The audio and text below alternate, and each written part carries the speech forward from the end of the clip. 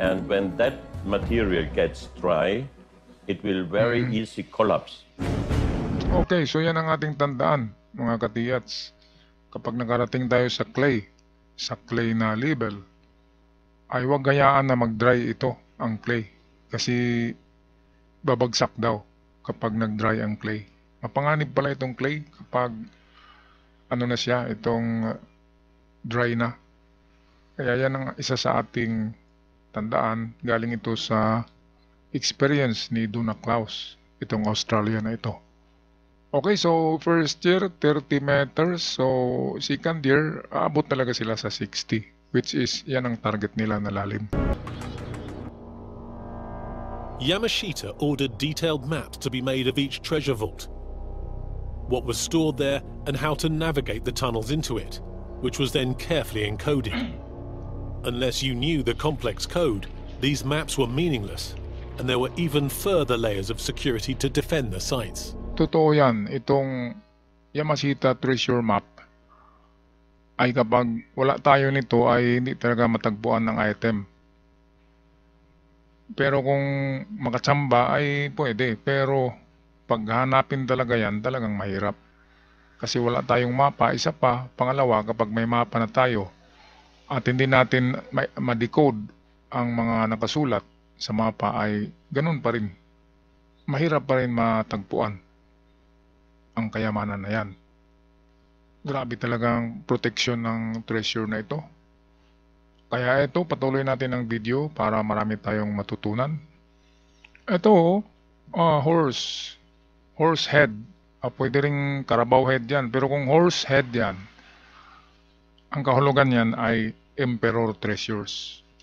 Kasi ang tanging emperor lang at mga general ang sumasakay sa kabayo noong World War II. Kaya ang horse ay pertaining to emperor treasures. Ngayon, ang ulo ng kabayo na yan, kung kabayo man yan, ay nagtuturo yan sa papuntahan. Nagtuturo sa entrance. Napakaganda ng pagkagawa, no? Ayan, ulong-ulo talaga. Kaya ito ang nag-fuel din kay Duna Klaus nang makita niya ito na maghukay doon sa unahan. At meron na silang 30 meters plus na lalim at natagpuan na nila yung man-made na Japanese tunnel sa 30 meters deep.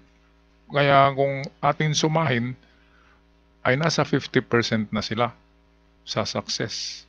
50% na. So 50% na lang ang bigyan ng malaking effort. Biruin nyo itong si Duna Klaus ay biglang nawala ito sa Australia. Hindi na sinabi ang kanyang pinuntahan na mag-treasure hunt.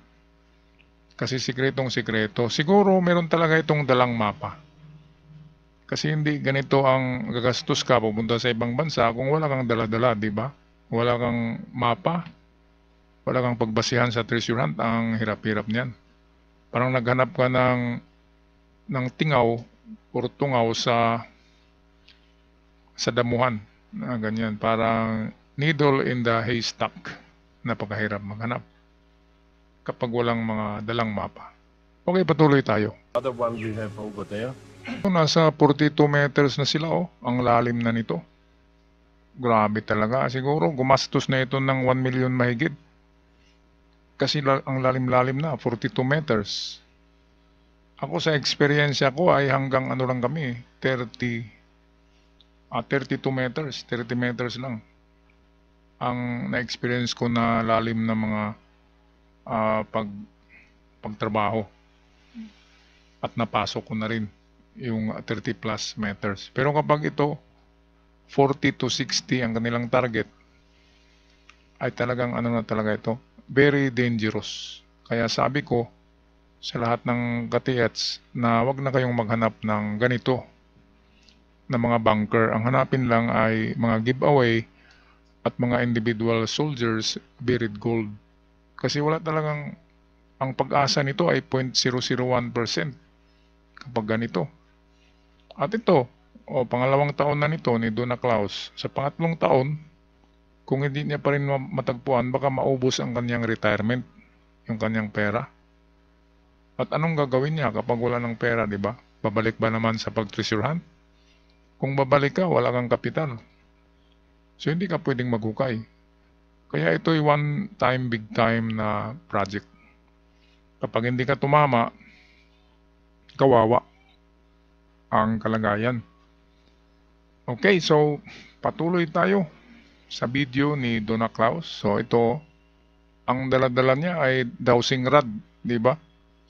So, kahit Australian pala, gumagamit din ng dowsing rod. Ito yung nagbigay sa kanya na guide. Kaya tayo, mga Pilipino, kapag wala tayong pambili ng kagamitan na electronics, dowsing rod ay pwede na kasi ito nga, dowsing rod ang gamit niya. Donna Klaus.